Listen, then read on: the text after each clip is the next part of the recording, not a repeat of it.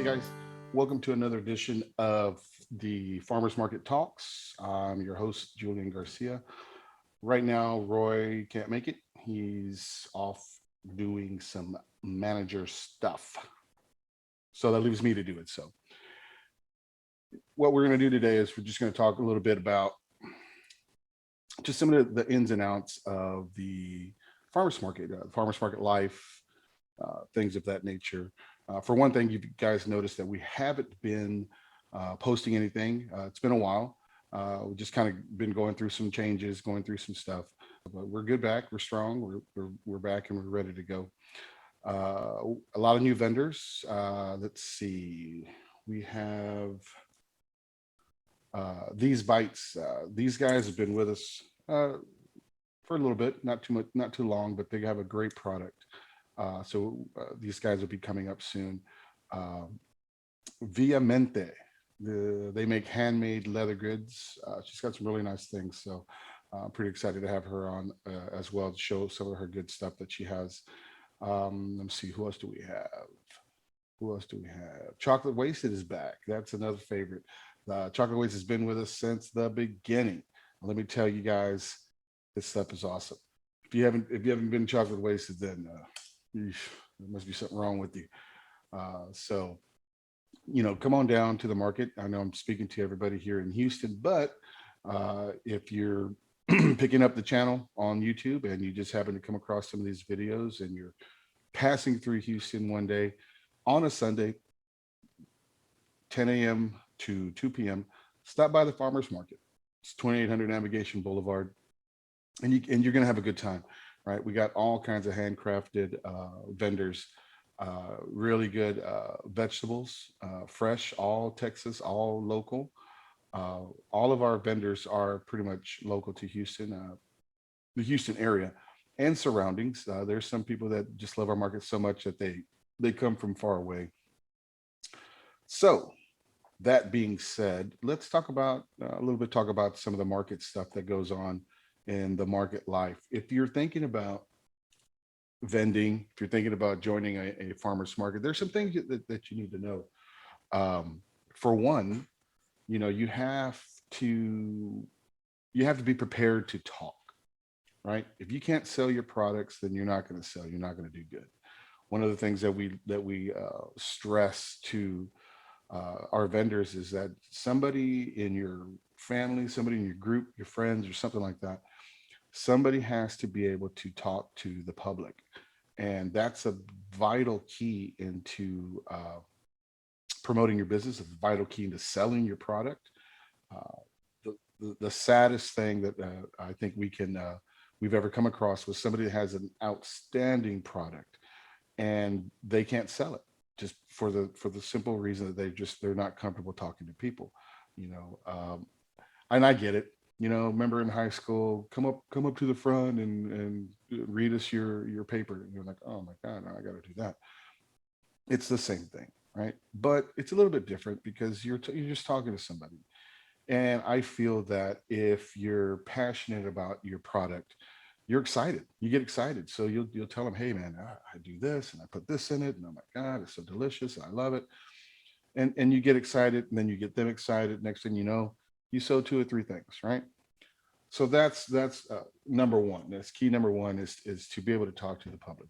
Key number two is you have to make your product visually pleasing, right? You come and you shop with your eyes first, right? You're walking around, you're looking, and you're like, man, some of this stuff looks kind of janky. Now, it could be the most awesome product in the world, but you look at it and it doesn't look anything exciting. So what are you gonna do? You're just gonna walk on by, right? You're gonna go to the next shiny thing with color and all the stuff that's set up nice. It might be crap, but it's nice looking. So you're gonna go check it out, right? So that's number two. Have your stuff laid out nice, you know, nice linen on your table there, maybe some little shelving, some little setups.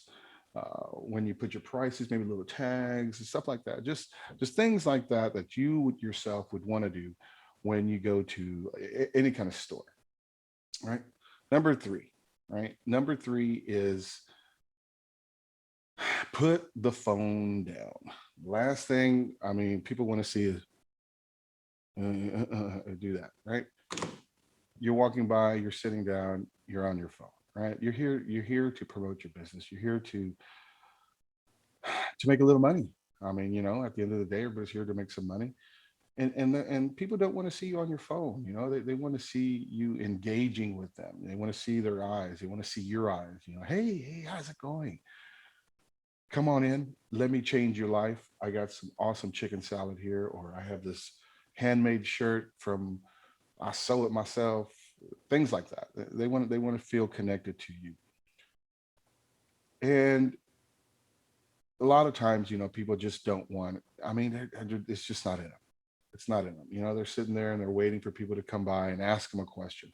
This is the worst thing, right? Because then your apprehension is a little bit uh, because the customers got apprehension too. They're not going to just walk up and talk to people. So they're expecting you to say, "Hey, come check this out. Come check this out." So little things like that that make the farmers market tick. They make the farmers market work. It's a big machine. You gotta work it.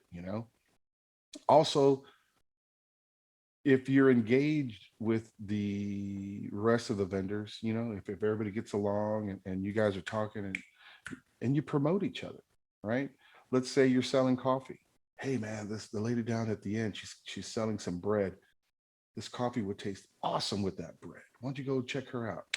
Boom, you just helped her out. You send her to customers. Who knows? They'll buy something, maybe they won't. But promote each other. It's the vendor life. Every time thug life, vendor life. Vendor life is a unique situation because everybody there is if you become a regular, it's day in and day out, right? Well, for us, it's every Sunday. So every Sunday we all get together and we're like another family.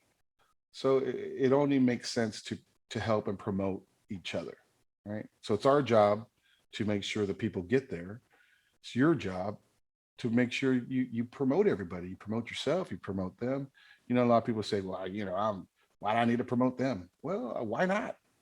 If everybody promotes everybody, to be a big happy place, right? And that's just some of the things that we talk about. Roy and myself, we like to give advice. I've been doing this for a long time. Roy's been doing it for even longer time. We both have uh, businesses of our own, things like that. So we've got a little bit to know. We got a little bit of knowledge there to spread and to help out. Um, it's up to you if you want to keep it. Uh, and I would say, listen. Just listen to what we have to say. We've been behind the table. We've been setting up those tents. We've been out there in the rain and the cold.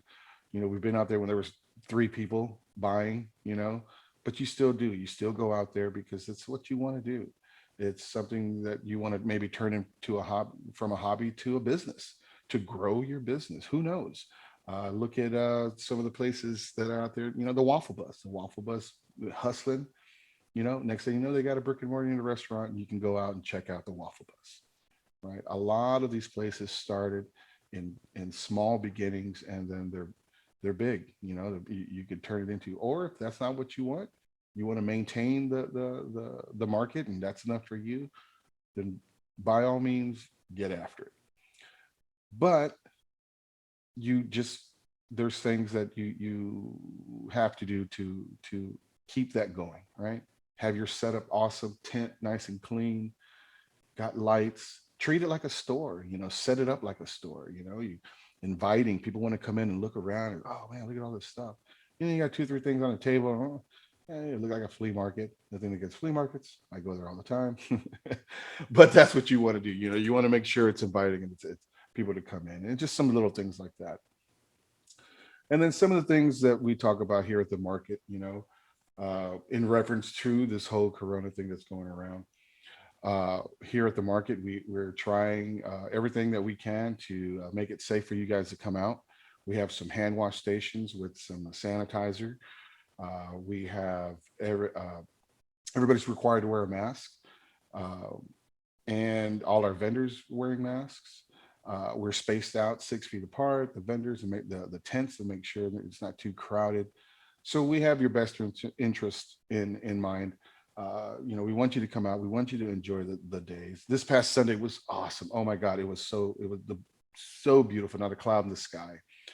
Everybody came out. We had some beautiful vegetables from Half Moon Harvest.